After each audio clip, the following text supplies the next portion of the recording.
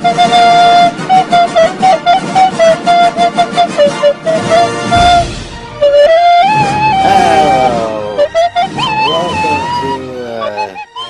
another episode of Film is Dead. In 2004, hipster darling director Wes Anderson embarked on this most ambitious project to date, Life Aquatic with Steve Zissou.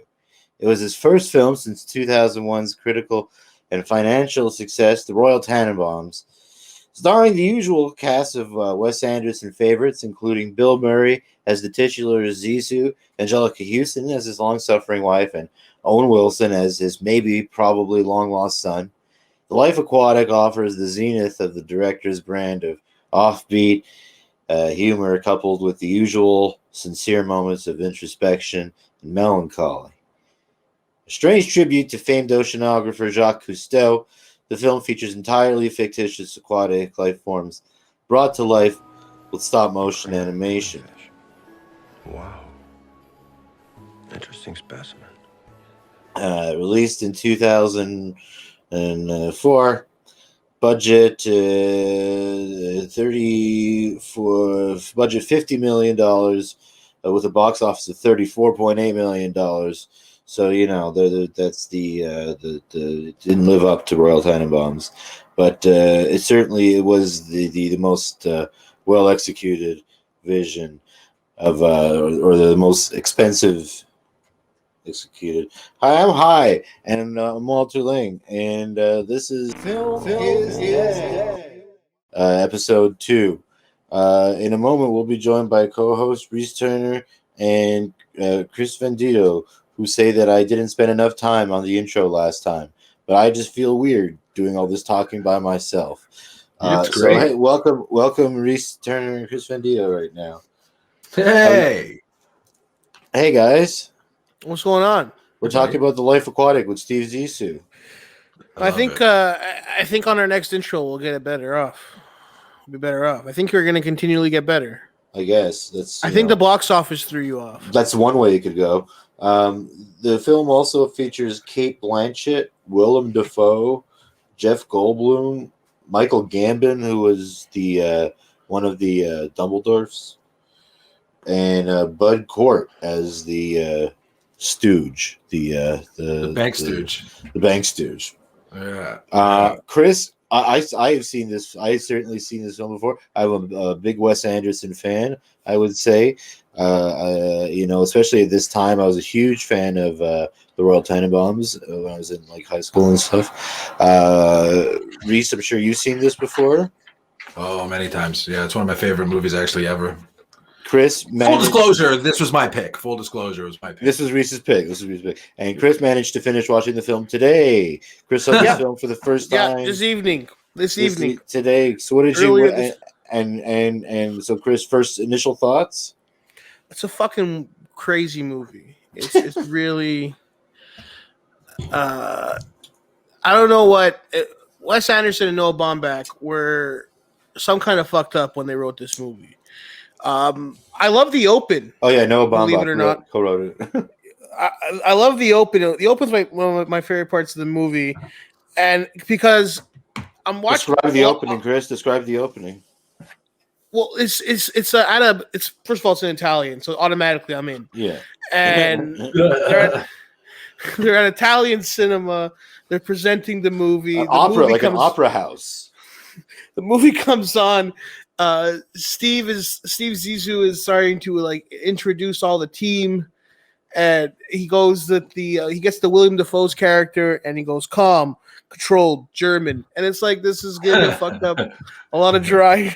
So I have that whole team introduction written down here. You want me to read it really quick? Go ahead. Yeah. All right. Our team included Esteban Duplantier, 66, chief diver. Our senior statesman, my closest colleague for 27 years. Klaus Daimler, 40, engineer. Calm, collected, German. Vikram Ray, 28, cameraman, born on the Ganges. Bobby Ogata, 22, frogman. Can hold his breath for 7 minutes, 38 seconds. Renzo Pietro, 45, editor, soundman. Zissou, Oh no, wait, I'm reading. Damn it, the script directions botch. Vladimir Wodorowsky, 33, physicist, original score composer. Henry Sakowitz, 25, script girl. Pele dos Santos, 30, safety expert. Eleanor Zissou, my wife / vice president of the Zissou Society.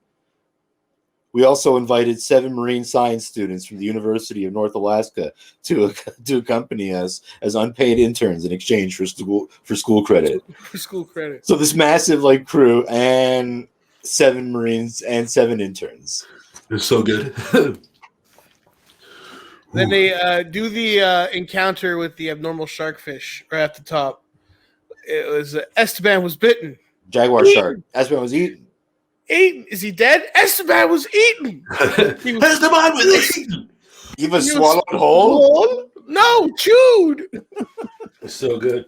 Oh, look at him. He's got crazy eyes. What is it? Hydrogen psychosis? Yeah. What would be the scientific purpose of killing it? Revenge. The pause on that line where he contemplates it. So good. But there's right after the premiere, he's walking out. And this is what I want to say about the initial thoughts of the movie. This is why I knew I was going to enjoy it. I swear to God, I'm watching and I'm taking notes about like certain jokes that I like. I love the interaction that he has with the old man with the autograph. He's like, "How many do you have?" What does he keep saying in Italian? And this one, what does he keep saying? I think Equesti.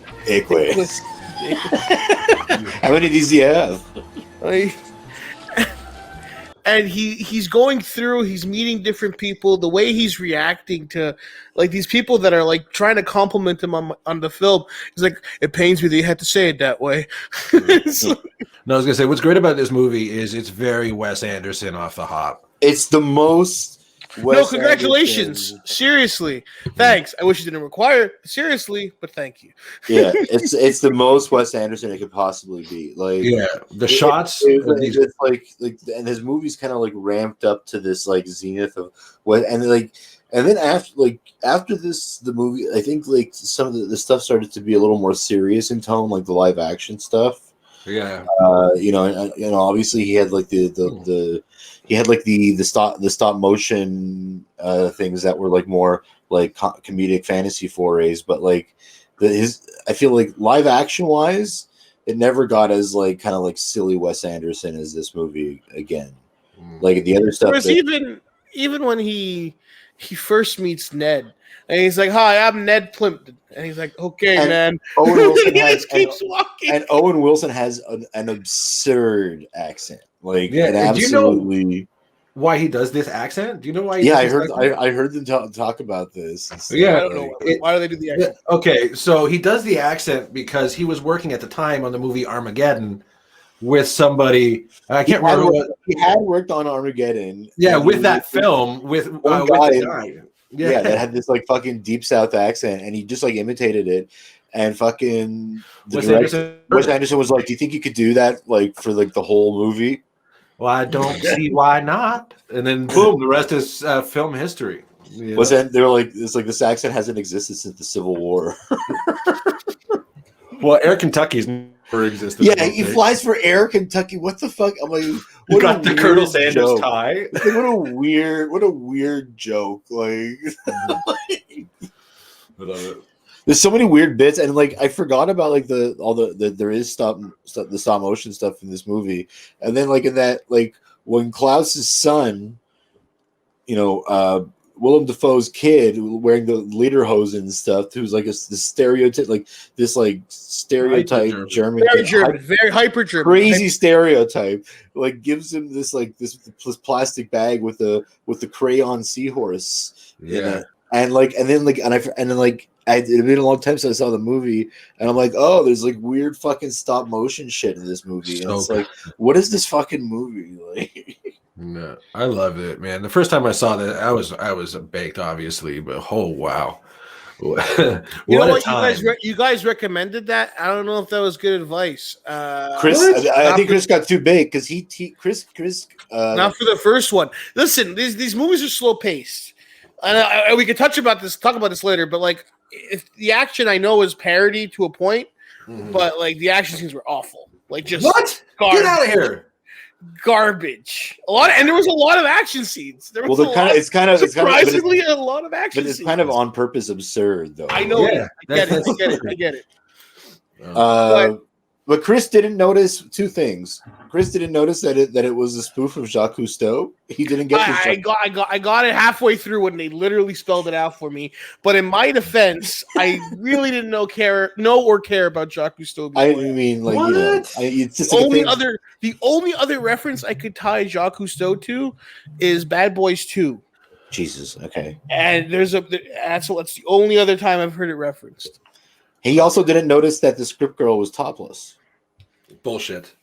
I didn't. Bullshit. You fucking cranked out 5 loads before she even finished. That's a lot. That's a lot to just throw out there.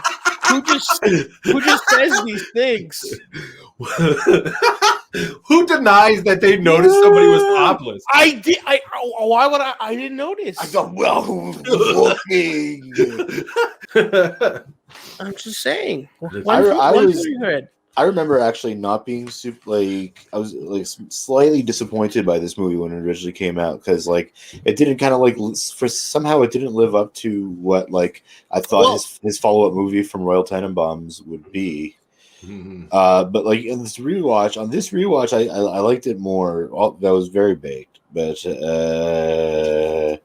yeah, it's just like, I mean, there's a lot of funny quips in this movie. There's a lot of Bill Murray is really flexing the whole time. First of all, I said this to Walter before, but Bill Murray is one of those guys that can't not be Bill Murray in a movie, it seems. And it's great every time. But he also reminds me that he's so great ass. He's so effortlessly funny all the time. So, like, just imagine if you tried like 10%. 10%. Try 10% more. And it benefits from two things though, because the one that it's actually Bill Murray, and two that it's these guys that were pretty much writing for Bill Murray. Yeah, exactly. The role was built for him. Yeah. So like when he shows up onto his island that he owns with his wife there. What was it called? Pescapada Island. Yeah. And she comes up, your cat's dead. What? Which one? Marmalade. I'm sorry. What happened? A rattlesnake bit it in the throat. God damn it, Eleanor. Why do you have to say it like that? Couldn't you break it to me a little? And then she just like walks away. And he's like, she's a rich bitch, you know. She was raised. He does that. He does that throughout the whole movie, where he gets like really offended and really emotional very easily, and then lashes out.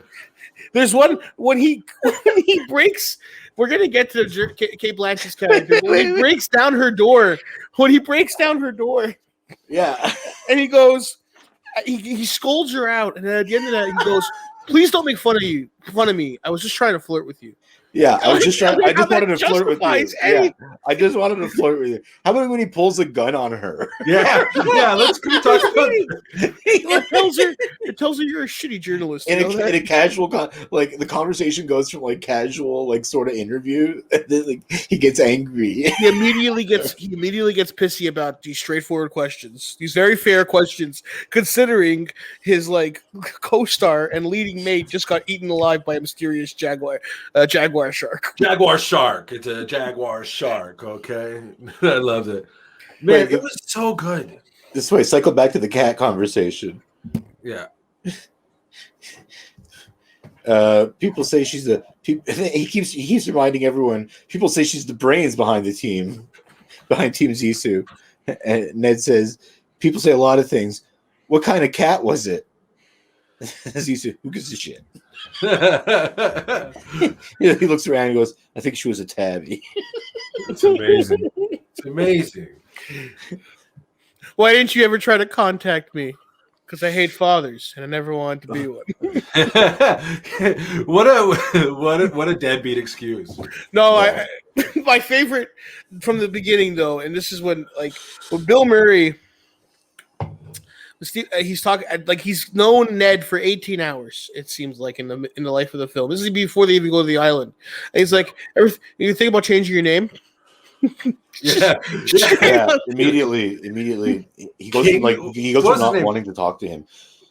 Yeah, to like change. Have you ever Kingsley, thought of changing? he wants to call him Kingsley Zissou. Yeah, that's so great. That was so great. I would have named you Kingsley if I had any say in the matter.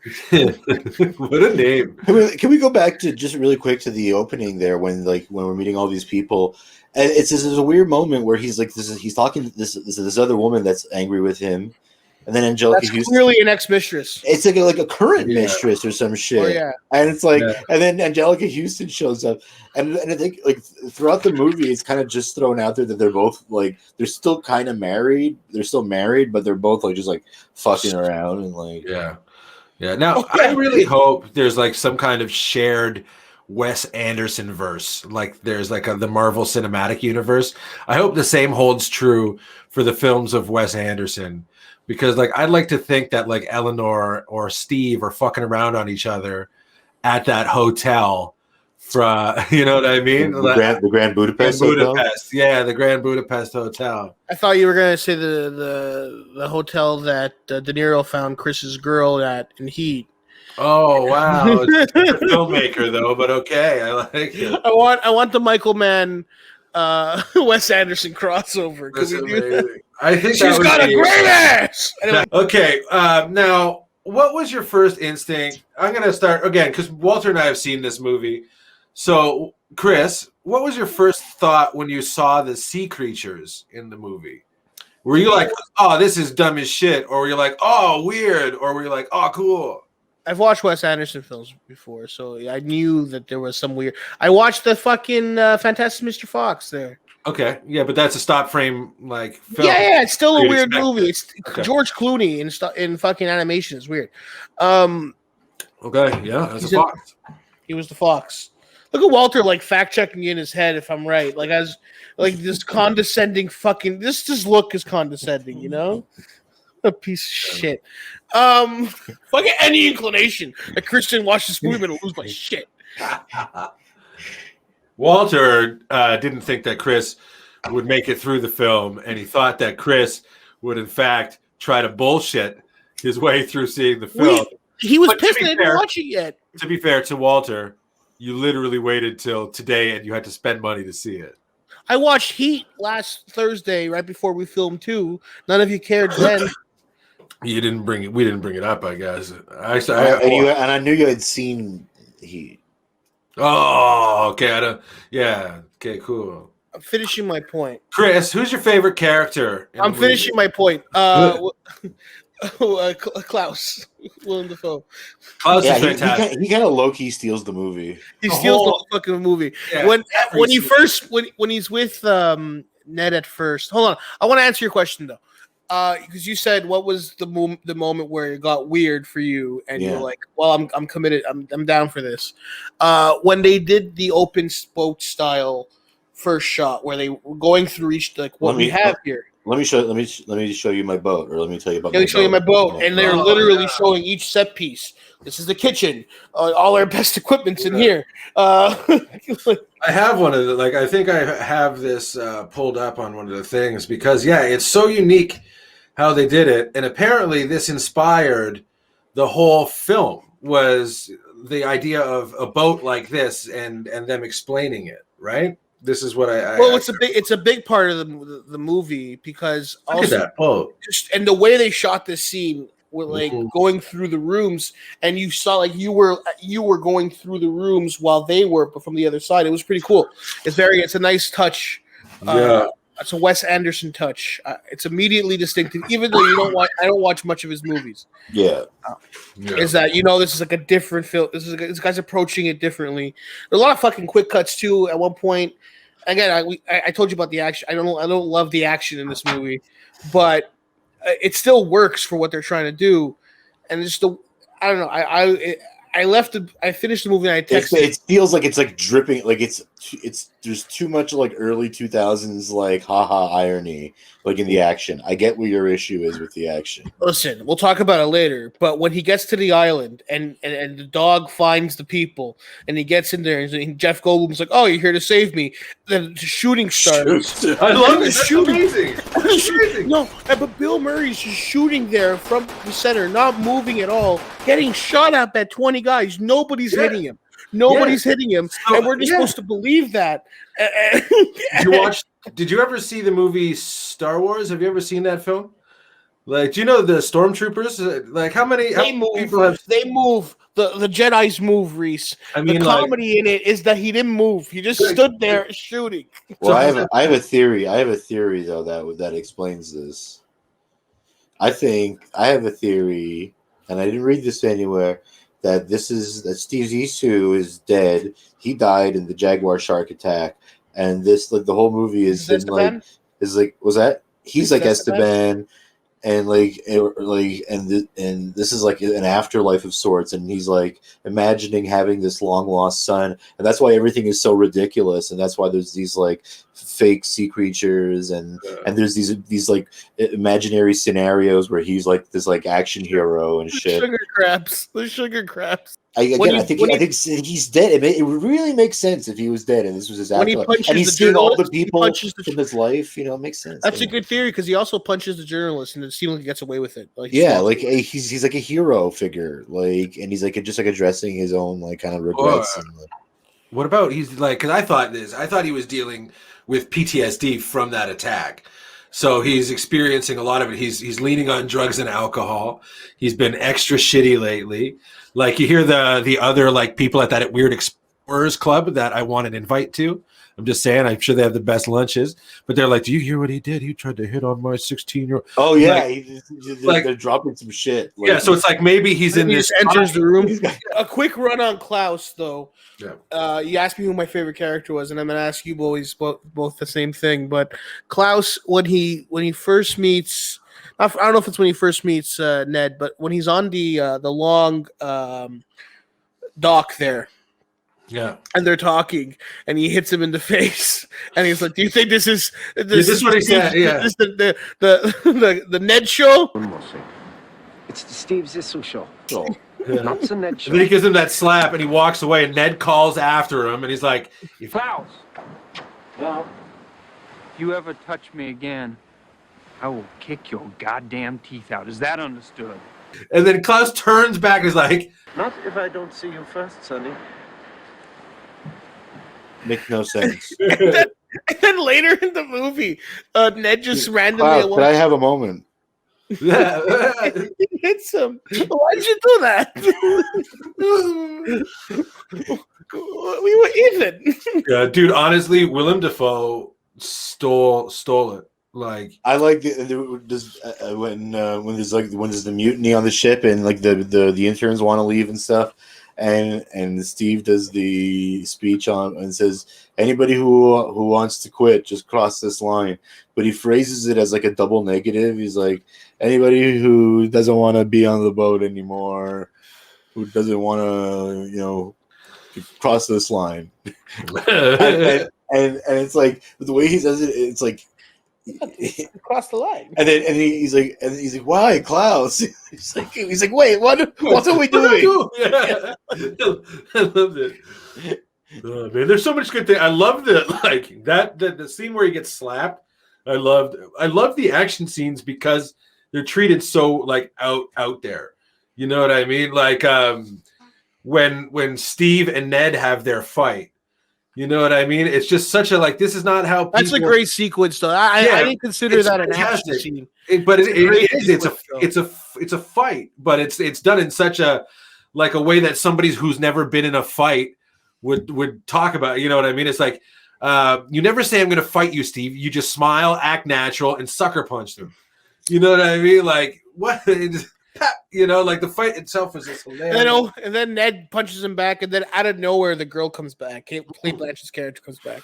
Well, do you want to go to the? I got the facts. I got some facts. We should do the facts. I think definitely. Let's do the facts. We got research. Our researcher has the Reese facts on the gimmick here.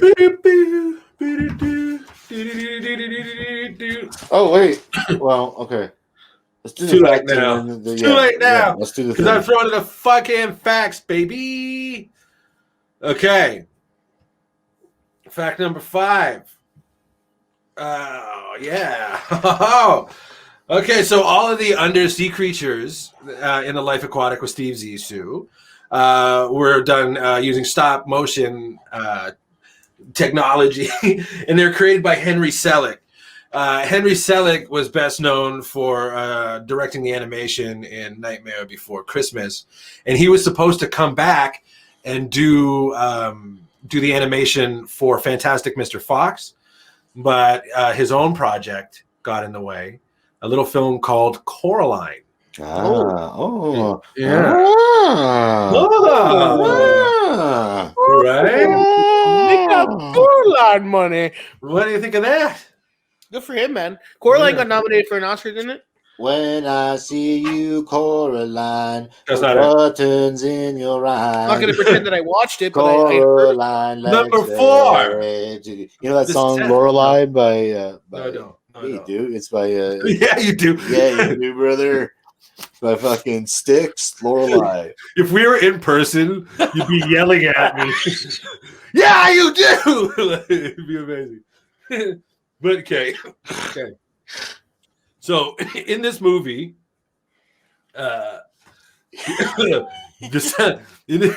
sorry. When I see you, Lorelei. Okay. Okay. In this movie, the sound man, what was his name? Renzo Pietro, Walter? Was that the sound man's name? Yes. Okay, is played by the movie's actual sound mixer. Yes. Powell something Polish. This is fascinating. This is fascinating. Madzak or something. In many scenes, he's carrying a live microphone to actually record audio during the take. And he's recording, and you see specifically when Sal George is performing the David Bowie covers. Fun fact, Chris also didn't know they were David Bowie covers. Well, they're in Portuguese. It's tricky. Come on. That's fine. Neither here nor there. And the arrangements were different. And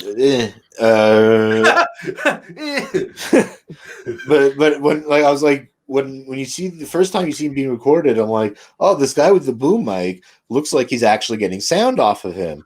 And then Reese discovered that he is in fact the sound guy of the film. Sound. And I just want to say I have in fact played a sound guy before professionally in a professional production in a energy drink commercial where I played. There's a commercial in a commercial kind of situation, and I was a sound guy with the boom next to a shirtless George St. Pierre.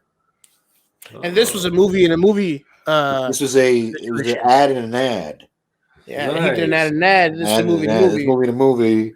You see, she went to Greece. And that's anyway. Hollywood, baby. That's Hollywood, baby. All right. Well, next thing, we'll see if you have a little anecdotes about this fact. Dad buries son. Okay. There's so much burying as you threw him in got real dark. Okay, so the Wes Anderson's brother and Owen Wilson's dad both appeared in the film as Air Kentucky pilots there to bury Owen Wilson at sea. That's amazing. Like, how crazy is that? Like, your dad, do you want a job today? Dress up like a Kentucky Fried pilot. You know? Throw what's supposed to be me into the water. Imagine how much, how expensive this was. Just the fact that they did it in Italy, like that they insisted on doing everything in Italy. A full week trip. Flying everybody over and shit. Like, perfect. Who locked us out? Who locked us out? No one. We're trespassing. Steve, are we allowed in here? It's a scientific community. It's a scientific. So good. It's so good. Is that my espresso machine? Plug it in. Make me a latte. Okay, so the writers added the paternity storyline. This blew my mind. I didn't know this. So the Steve Ned paternity storyline is based on a similar story that alleges that film director John Frankenheimer is Michael Bay's father. No way. Yeah. If that's a true fact, and also like a true thing in real life, because one of these are not supposed to be true, right? That's part of our gimmick here. Nobody thinks John Frankenheimer. That's the second. That's the second Michael Bay-ish type of shout out in the Easter eggs of the film. The second what? Because you said the accent for Owen Wilson was because of Armageddon, and now this is Michael Bay's Michael Bay, obviously famous director of Armageddon. He would have done a lot more for $50 million. The action scenes would have been amazing. Mm. I'm kidding, guys. Chris wanted like Captain Phillips, you know. That's amazing. Okay, and the last one is the movie was written between the two writers. That's the fake one. Okay, yeah, I don't even need to finish then because you're right. Well, if you have a banner, brother. The banner at the bottom gives the question away. Via Skype calls over 4 months. Yeah, no, didn't they write this in a restaurant? Well, that was like that's the thing, isn't it? Yeah, like I'm confused now. I'm supposed to write a fake thing. I wrote a fake thing. Right? Yeah, but we always acknowledge we get to usually I get to tell the story before you're like, it's fake. This is the fake one. I put some effort into a backstory. Yeah, you should have used Teams instead of Skype. This is 2004, Chris. Teams. Nobody knew what Teams. There were no Teams in 2004. Really highlights the Head Start Skype ad. Son of a bitch. Well, you ruined it, Chris. Well, anyway, those are the 5 facts. Give us the fact. Wait. So that other thing was true? Yeah, all of the others was true. What was the one that we thought was crazy that was true? The John Frankenheimer, Michael Bay thing? Yeah, exactly. Yeah, this is like an alleged thing. I read this in several articles. That's why I don't understand how that inspired. That's not me. Because apparently, like Michael Bay approached John Frankenheimer and was like, "I believe I'm your son," and he's just like this. Nah, not really. And then after it was like this. Well, maybe. And then he like that's kind of like.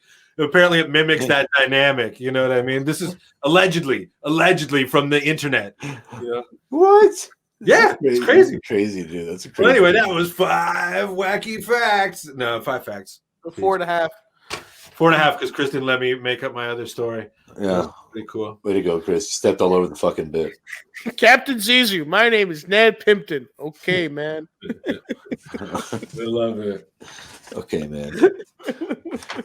You want to kill this? I better not. I don't normally do pot. No, smoke the grass.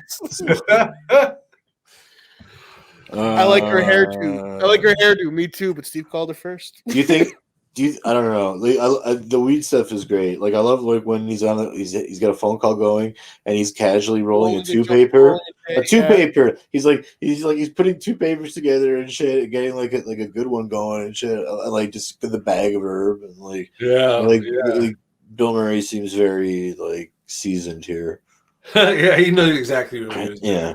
Okay, like Bill wasn't acting much at all in this film. That was great. That's my favorite line of the movie, by the way. It's a scientific community, man. The way he said it, it's a scientific community. That's so good. Just throw a tarp over anything with that is. Hey, intern, get me a Campari on the rocks.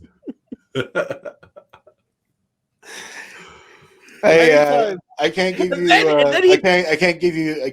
I can't mark you as what is it? I can't give you full grades. Right? I can't give you an A, but I definitely can't fail you. So incomplete. Partial. Incomplete. It's so great. After the pirate attack. Come on, right? Such bullshit. Like one of the guys has like a full shoulder. Matthew Gray Gubler from television's Criminal Minds has a big giant bandage all on his shoulder from wearing a machete strike across his neck because Steve Zissou went all ham as fuck. Like, and then he. Can I ask you a question? Was Steve Zissou the creator of fake news? The fake news tirade when you're wrong? What do you mean? He has this back and forth with Jane, who's the reporter. But the way he gets super defensive and shit. He gets super. Does it seem fake when my best friend was split in half right in front of me, and then eating a live screen? That's true. I think you're a fake. I think you're a phony and a bad reporter. How does that feel? Now tell me something. Steve points his gun at her. This deep fake. Yeah, wow, what a piece of shit. Awful. You're such an awful person. You want to go up my balloon? And I like also how he makes everybody dress in like that weird red toque, like a baby blue and darker blue jumpsuit, turtleneck, shorts, whatever it is, they have to wear that color. And then the sneakers, which I still want to buy, but the cheapest pair I found were like $395 now. Yeah. But yeah, like I love, he's such a weird control freak kind of character. A moment we haven't, and I know you guys are gonna love this guy. We haven't talked about him yet. The old man.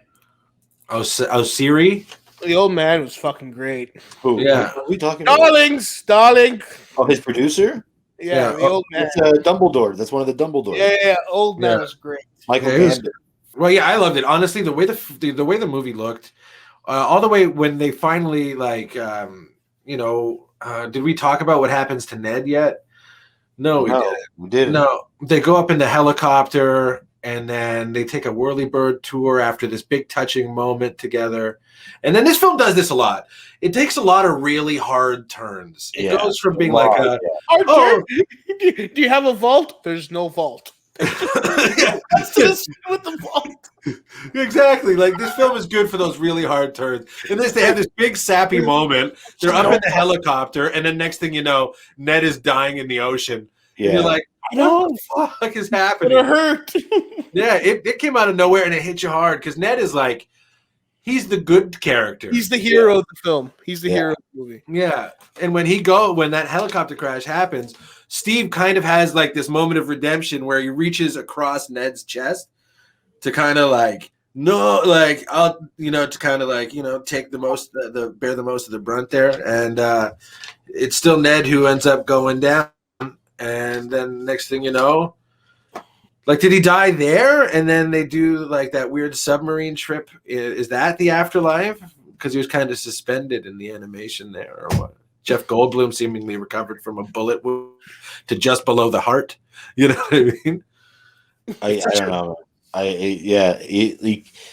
That's a very heavy moment. Like when Owen Wilson dies, and it's like, and it's like a weird kind of payoff to that whole angle and arc. That's like, why did you have to kill off either of these characters? Like that's it. Maybe, if anybody was going to die, why wasn't it Steve Zissou? But again, that's another Wes Anderson thing. Weird Wes Anderson, like he'll like do like all this, throwing all this weird comedy and just like get like real and shit, and just like get like sad. Here's a question. Like, do you think it's because in the beginning, hey Steve, who are you gonna kill in the second movie?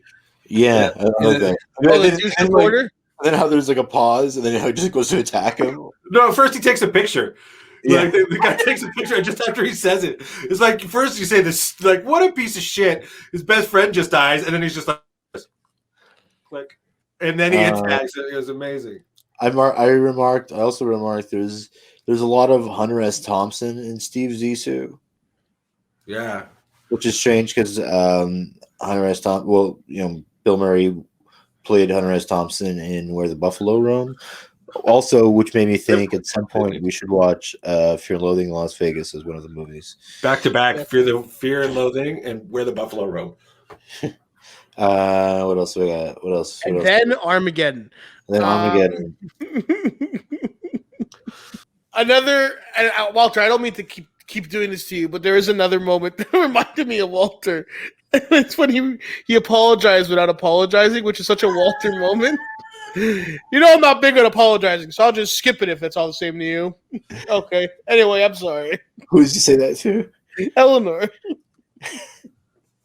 When he sees the first intern there, that's still on the boat, he's like, "You're getting an A." And he jabs at him, and it's his wound from the machete. Yeah. Matthew Gray Gabler? What's his name? Goobler? The gobbledygooker. Yeah, Matthew Gray Gobbledygooker. Yeah. He's good at this movie. Yeah, the whole cast was good in this movie. I actually don't really think there was a soft spot. Even people who weren't really like the not the sound guy, but the dude who did the original score. He's the guy from Game of Thrones. He plays the bad guy in a lot of stuff. He's like hopping around with the gun and stuff like that. Everybody in this film, I think, played their roles beautifully. I think. In 12 years, he'll be 11 and a half. That was my favorite age. I think. What's your favorite? Where does this rank amongst Wes Anderson movies for you, Reese? Is this your favorite one? This is my favorite one. Yeah. Like, and I think because I didn't see Royal Tenenbaums first. I saw it second. Oh yeah. I saw this first. We're gonna watch Royal Tenenbaums for this series. It's very good. I'm sure it is, because this was enjoyable. I think I would appreciate. It's better. It's overall better. Yeah. I'm gonna watch it again and think and notice more stuff. I made a note that was like it just like Royal Tenenbaums feels like a little more cohesive as a movie. Like it knows where it's going as a story, and it kind of like this is like Life Aquatic is a little kind of meandering. It's like a little more of a mood. Yeah, it's a loss. It's a loss vibe. Yeah, self-discovery through loss. Yeah. Yeah. I like that. Fun facts. I got another fun fact for you here. The glasses worn by Jeff Goldblum in the Life Aquatic were actually those of composer and Devo frontman Mark Mothersbaugh. Yeah, he's the guy who did like a lot of the music. Like he did the music. It's the guy from Devo.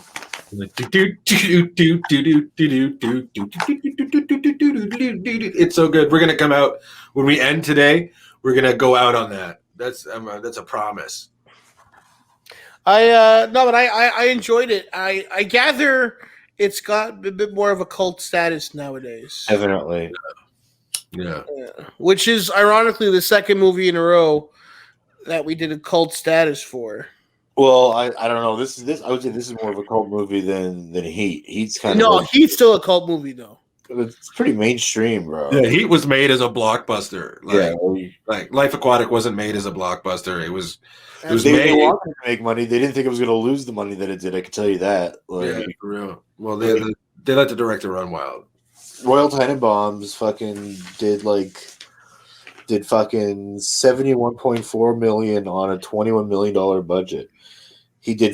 This movie went $8 million over budget by Wes Anderson's own admission, which is crazy. That's like so the total budget was $50 million. That means the original budget was $42 million, and he got $8 million more on top of $42 million. That's insane. That's a lot of faith in your fucking director there. Yeah. And then he didn't direct the film for 3 years. You can't make masterpieces left, right, and center, bro. You got to take your time. He came back. I was curious about this before when you said it. So his next film was the Darjeeling Limited. Darjeeling Limited, which is my least favorite of his. Yeah, it's Owen Wilson's is back in this one. So is Angelica Houston and Jason Schwartzman. The movies get a little more serious after this. Yeah. This one made $18 million again, $35 million against an $18 million budget. Oh, so it turned a profit, this one? That one turned a profit. The next was Fantastic Mr. Fox. Fantastic Mr. Fox, $46 million against a $40 million budget, so barely made a profit. But it got into the family film market. So. Yeah, this is a big swing, too. Yeah. Well, that's not Moonrise Kingdom. Hold on. Moonrise Kingdom. That was a big. That did well. $66 million against $16 million. That's good. There you go. He's killed it. Yeah. Yeah, crushed it. You're crazy for this one, Wes. Grand Budapest Hotel, $25 million, made $172. Yeah, that was like a big fucking huge critical darling. Had a big Oscar run and like, which led to Isles of Dogs. I still haven't watched that one. Yeah, I haven't seen it either, actually. No, I have no budget information. And then his latest film is The French Dispatch. I don't think Bill Murray remembers this film with like all fun. Like it's not all good memories for Bill Murray in this movie. Like he's like kind of salty about it in some interviews and shit. And is he? Well, this was a box office bomb for them, right? No, not a bomb, but it did lose money. And Wes Anderson was like, we did all this stuff on boats. We did stuff at nighttime on boats. It was really expensive. People told me not to do it. We did it anyway. He's like, and if I had we didn't have to do it. He's like, he acknowledges it was kind of like a waste of money. But all that said, yeah, Bill Murray was like, oh yeah, we do this water. We did this stuff in this water tank. It was cold and all this stuff. And he's talking with like Willem Dafoe, and then Willem Dafoe is just like, I just had a good time, I got to work with Bill Murray, be with all these people. We were in Italy, a million miles away from Hollywood, and it just didn't feel like a job. It was great. I just loved it. That's amazing. What a vibe. I would have loved to have been on that film in any capacity. Let me work the boat. I don't give a shit. I'll swim. Put the boat on my back. I'll swim. Yeah. I think that's what Goldblum said, and that's why he got his role. Gave him a whole boat. He said, I want to go to Italy for a week, Wes. Bring me out. There's a Wes Anderson adjacent movie, The Squid and the Whale, with our boy from Dumb and Dumber there. Will McAvoy there. Chris, help me out. Jeff Daniels. Yeah, it's called The Squid and the Whale, and like the father's like an academic or some shit, and that's a good one. And it's not directed by Wes Anderson, but it's like produced by him, and it's got that feel on it. And again, we shouldn't lose track of the fact that Noah Baumbach was also a big part of writing this film. That's right. Yeah. And Noah Baumbach's his own crazy filmmaker. Noah Baumbach also has a writing credit on Madagascar 3. How's that? Not a joke. It's good. It's fucking good. My kid loves that movie. Okay, and it's like you'd think it would be bullshit because it's Madagascar 3 or whatever, but you're watching it and it's like, fuck, this is some good writing, man. This is good jokes and shit. The dialogue is fucking crisp, and it's like, man, Baumbach must have done a fucking killer pass on this shit. This guy can fucking write anything. He's a fucking, correct me if I'm wrong, but he's probably the comedy in this movie too, right? And I gotta drop him and Bill Murray were writing the jokes in this one. Out of 5, we'll go out of 5. What would you give this movie out of 5?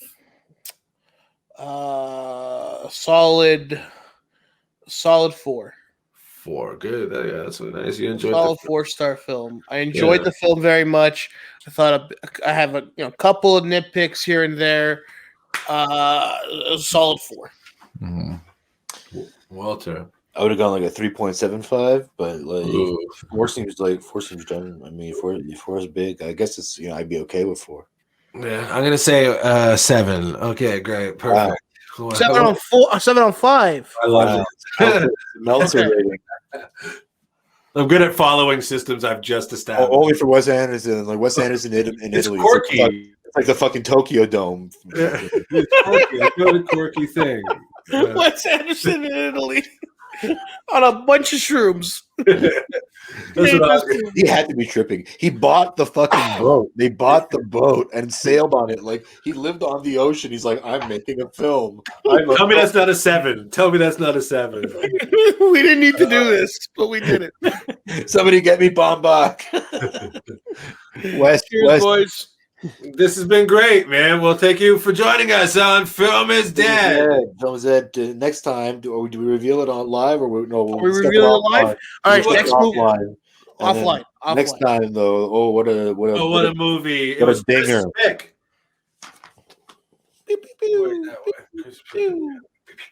Yeah. Okay. Yeah. See you guys next time. Film is Dead.